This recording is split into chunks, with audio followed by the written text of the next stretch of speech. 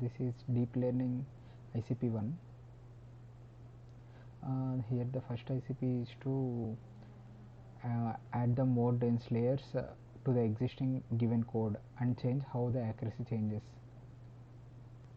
Now we will see the source code for the first program.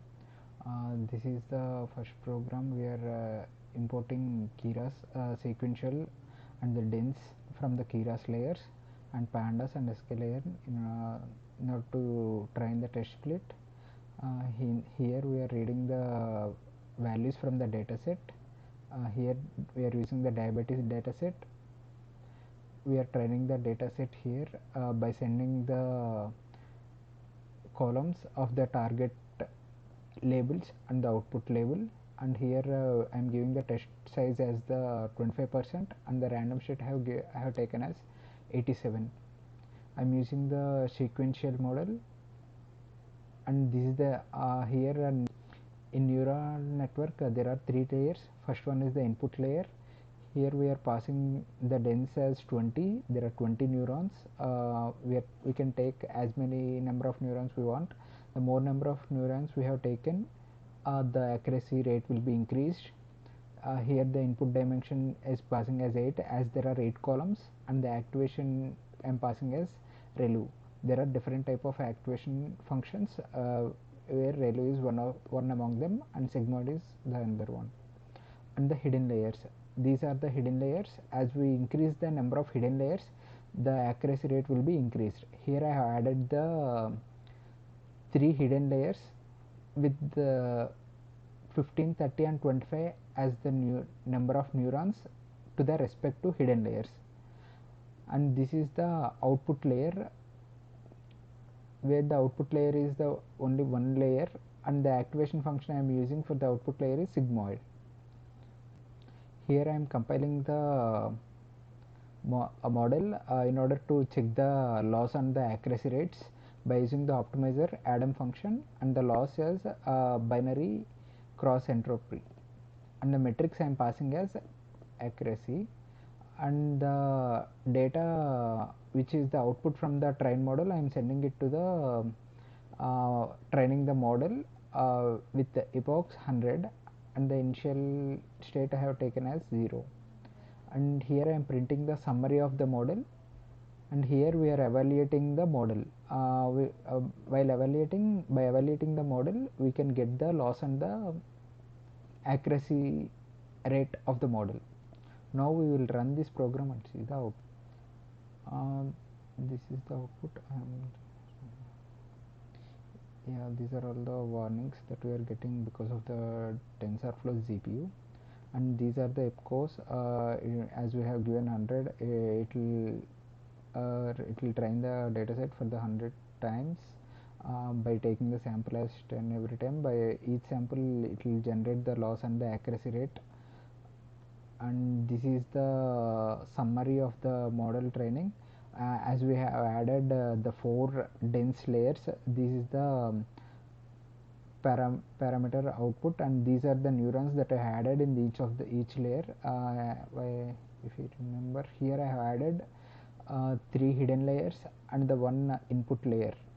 So because of that, here in the output we are getting in total this is the input layer, and these 3 are the hidden layers, and this is the output layer. After completing the analysis, we are evaluating the complete data set, and we are getting the loss percentage as 57 and the accuracy rate as 74.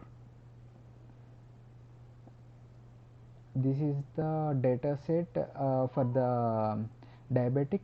There are 8 columns in it, where 7 are considered as the test labels, and the last column is the output label. That's why here in the code we have taken from reading the values from 0 to 8, and the target is like a last column. Now we will see the second one. The second one is same as the first one, but we need to change the dataset to best frequency dataset, where we need to change the columns based on the second task is to same perform the same operation as the first task, but with a different data set. For that we need to do some modifications based on the data set. First we will see the data set. Here in total we have the 32 columns, where we can eliminate the first ID and the diagnosis columns, and we can consider all the rest of the columns for the training and the test data.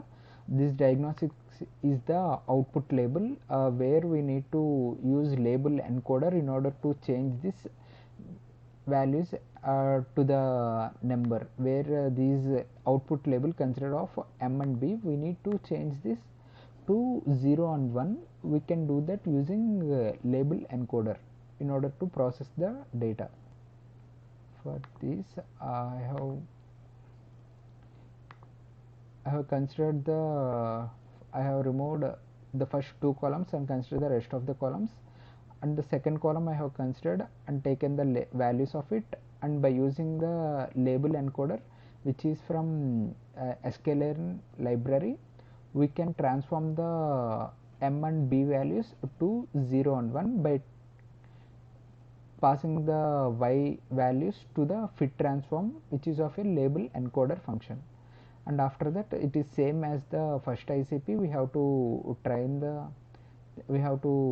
things, and see, we have to apply the model and the input layer and the same dense layers, same hidden layers we have to add, and the output layer, and we need to compile the model in order to check the loss and the accuracy rate of the model. And for training we need to send the test data and the train data, and here we are printing the model of the summary of the model, and this is the final loss and accuracy rate of the model.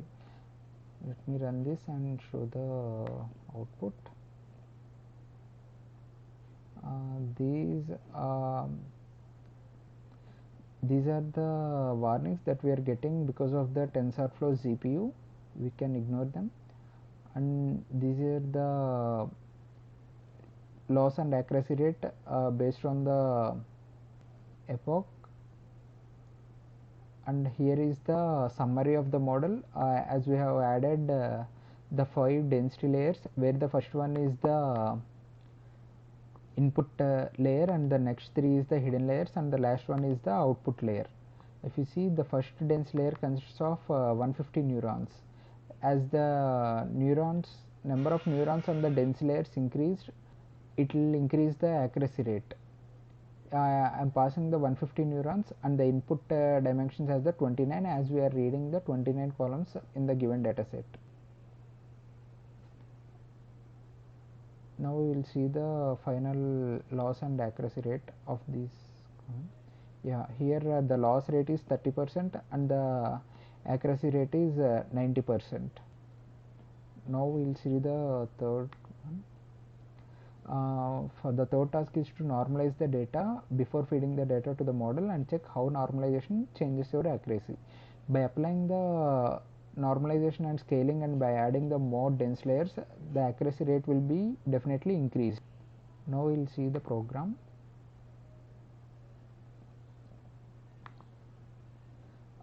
This is the third task, where the same process has to be followed but the additional thing here we need to do is the add the sequential layer, add the scalar, add the standard scalar function.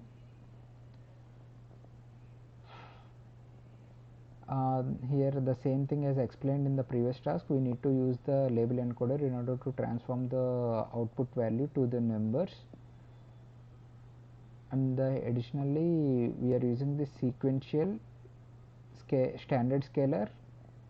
By using this standard scalar, the accuracy rate will be increased more.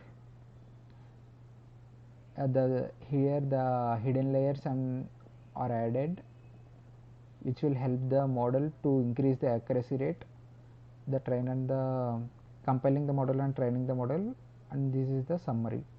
Now we will see the output for this. The output for this is the accuracy rate is 96%, and the loss here the accuracy rate is 96% and the loss rate is 3%. By adding By applying the standard scaler on the given data, the accuracy it is increased enormously. In the previous case, we didn't add the standard scaler, so the accuracy rate is a bit less compared to the previous task. Thank you.